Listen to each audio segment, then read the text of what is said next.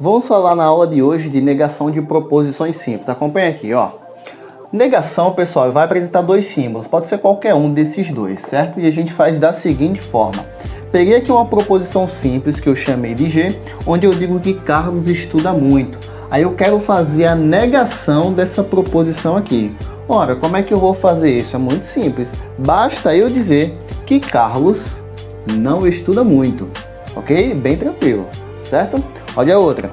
Tem aqui uma proposição que eu chamei de I, que diz que Ana não gosta de raciocínio lógico matemático. Detalhe, quando eu quero negar uma proposição que já apresenta o não, tá certo? O que eu vou fazer?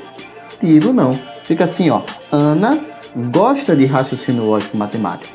Beleza? Então, o que é fazer uma negação, pessoal? É você dizer uma frase que faça a frase anterior perder o efeito. Beleza? E um último exemplo aqui importante, olha só. Proposição que eu chamei de J, fala que Paula é rica. Aí a sua negação, bem tranquilo, vai ser o quê?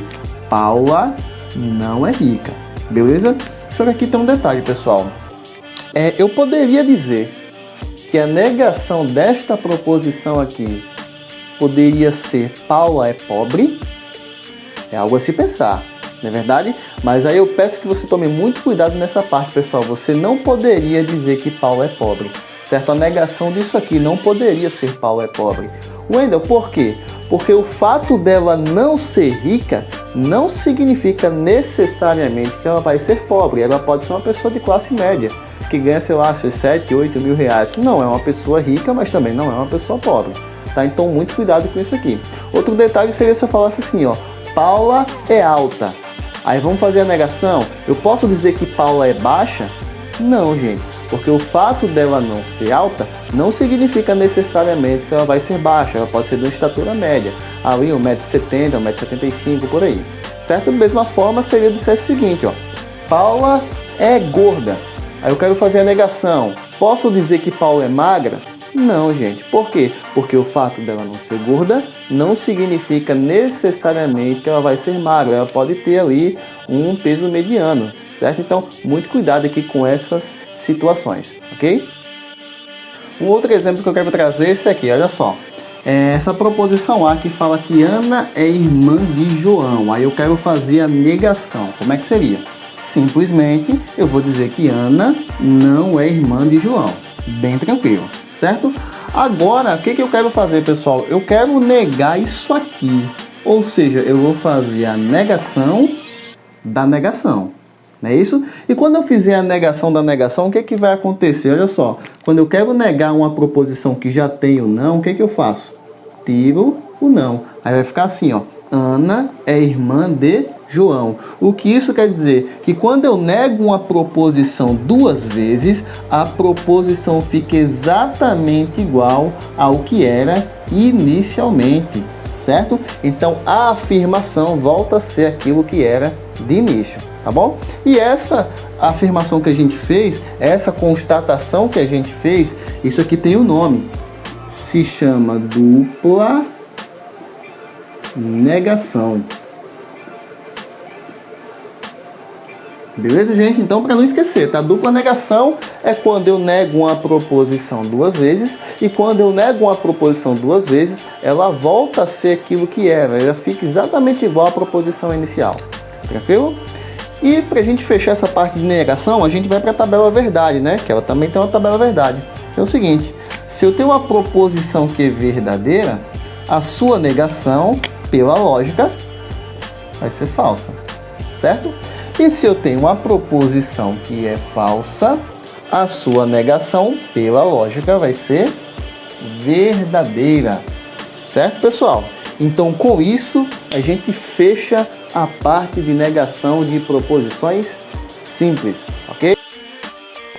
Nós estudamos que uma proposição composta é uma junção de duas ou mais proposições simples, não é verdade? Sendo que, quando a gente estudou os conectivos lógicos e estudou suas respectivas tabelas verdades, nós percebemos que todas elas tinham exatamente 4 linhas. Como assim ainda 4 linhas? V com V, V com F, F com V e F com F. E por que todas aquelas tabelas verdades que nós vimos na aula anterior tinham exatamente 4 linhas? Porque todas elas eram proposições constituídas por duas proposições simples, certo? Mas a gente já viu que pode ter mais do que duas, certo? Que é o que a gente vai ver a seguir. E se eu tenho uma proposição composta que possui mais do que duas proposições simples, então ela vai ter mais do que 4 linhas, certo? E se uma questão de concurso público perguntar para você o número de linhas de uma proposição composta, você vai recorrer a isso aqui. Vamos observar aqui comigo, ó. Você vai fazer 2 elevado a n. E o que significa esse n? Número de proposições simples, tá? Vamos pegar aqui esse exemplo, ó. Eu tenho A e B, se somente se C. Para calcular o número de linhas dessa tabela verdade, eu vou fazer 2 elevado a 3. Wendel, por que 2 elevado a 3? Porque está muito claro que eu tenho 3 proposições simples. Beleza? Aí é só resolver. Então vai ficar 2 vezes 2 vezes 2. 2 vezes 2 dá 4. 4 vezes 2 dá 8.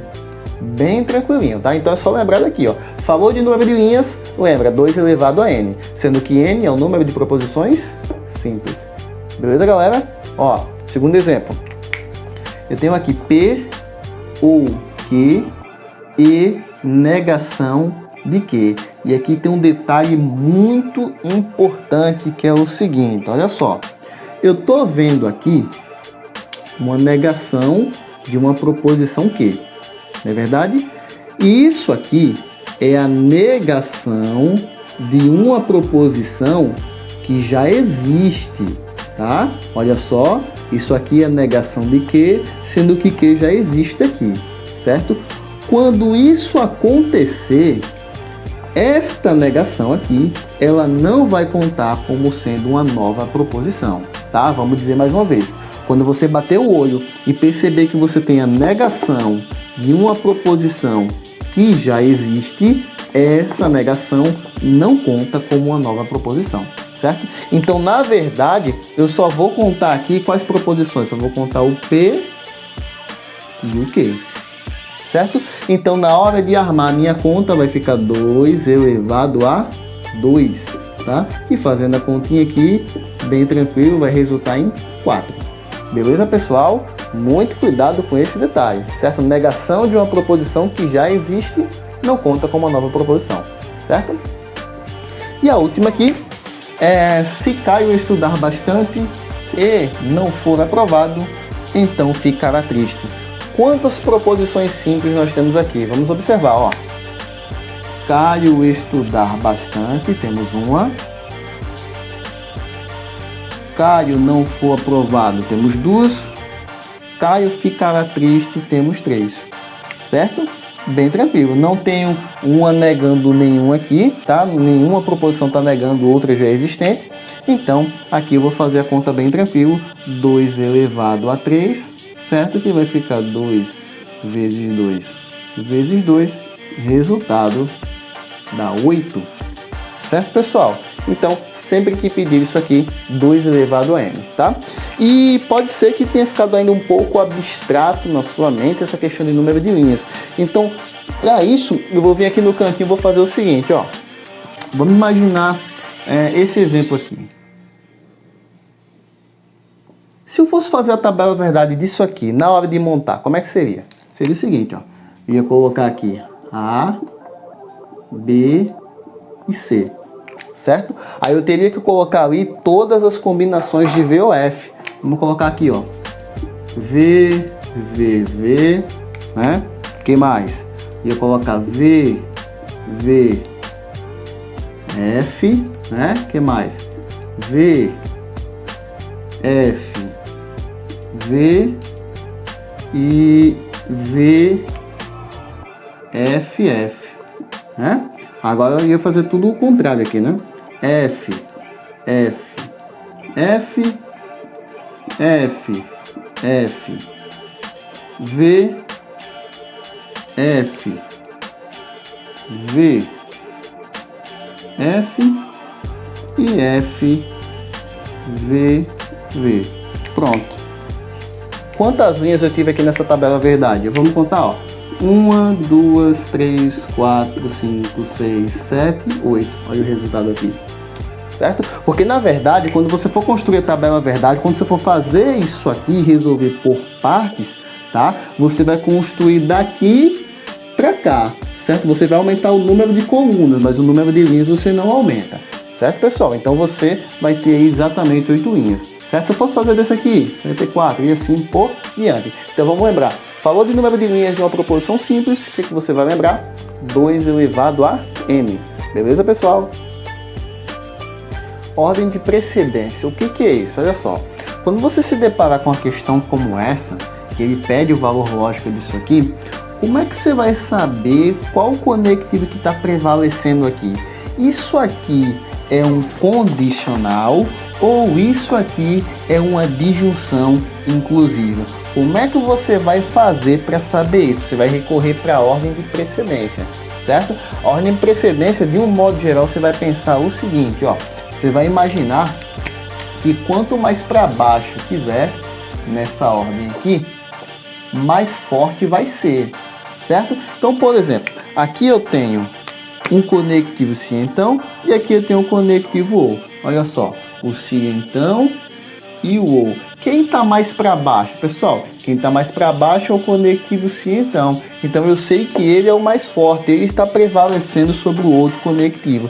Então isso aqui na verdade é um condicional, certo, pessoal? É um conectivo se então que está prevalecendo. Então na hora que eu for resolver isso aqui, vamos escrever aqui P, se então, que ou que, tá? Aí a gente sabe que o valor lógico de P é verdadeiro e que o Q ele é falso, tá? Mas na hora de resolver, eu preciso colocar um parênteses aqui em algum lugar. Por que colocar um parênteses? Porque fica mais fácil de a gente saber por onde começa. A gente sempre começa pelos parênteses. Não foi assim que a gente aprendeu lá no ensino fundamental 1, na matemática, nas expressões numéricas? Aqui é a mesma coisa, tá? Então, se eu sei que o conectivo principal é o conectivo se então, tá? Então eu vou dividir essa estrutura em duas, o que está antes e o que está depois desse conectivo, certo? E como a parte que está depois tem mais coisas aqui, eu vou colocar um parêntese da seguinte forma, ó. Vou colocar um parêntese aqui, porque aí fica muito claro que eu tenho um conectivo se então prevalecendo, certo? Aí agora sim que eu vou resolver. Então, como eu tenho um parênteses aqui, eu sei que é por aqui que eu devo começar, certo? Então a gente resolve o seguinte, ó. O P é verdadeiro, tá aqui. O Q aqui nos dois casos vai ser falso. Vamos colocar aqui, falso e falso, tá? Vamos colocar aqui bem direitinho do jeito que está. E muito bem. Então eu sei que eu tenho que começar com esse parênteses aqui, certo? Muito bem, aí vamos lá, conectivo ou, né? Quando as duas são falsas, o resultado vai dar o quê? Aí você já tem que saber lá da tabela verdade. Falso com falso no conectivo ou, você tem que lembrar daquela frasezinha, né? Conectivo ou, basta que uma seja verdadeira e a proposição como um todo será verdadeira. Só que aqui, pessoal, nenhuma das duas é verdadeira, então não tem como ser verdadeiro. Isso aqui vai ser falso, tá? Pronto. Aqui a gente vai repetir. Beleza. Muito bem. E agora, para fechar, o que eu tenho? Conectivo se então. O que eu vou lembrar do conectivo se então? Da Vera Fischer, né? A Vera Fischer é falsa. E é o que eu tenho aqui. Eu tenho uma Vera Fischer. Então, Vera Fischer, resultado será falso. Certo, pessoal? Então, no fim das contas, para que serve a ordem de precedência? Para, numa situação como essa, eu saber se isso aqui é um condicional ou se isso aqui é uma disjunção. Qual o conectivo principal aqui? Certo? Então, a gente sabe que quanto mais para baixo, mais importante ele vai ser. Então, isso aqui é um condicional, certo? Eu sabendo que isso aqui é um condicional, tá? É uma condicional, eu sei por onde eu devo começar para resolver uma questão como essa, tá? Eu coloco aqui uns parênteses e sei exatamente por onde eu começo, tá? Inclusive isso aqui serve também para quando a gente for fazer tabelas verdades, que é o que a gente vai ver com mais detalhes na próxima aula, para a gente saber exatamente por onde começar. Certo, pessoal? Então, era isso por hoje. Espero que você tenha entendido e eu aguardo você na próxima aula, beleza? Um abraço e até mais.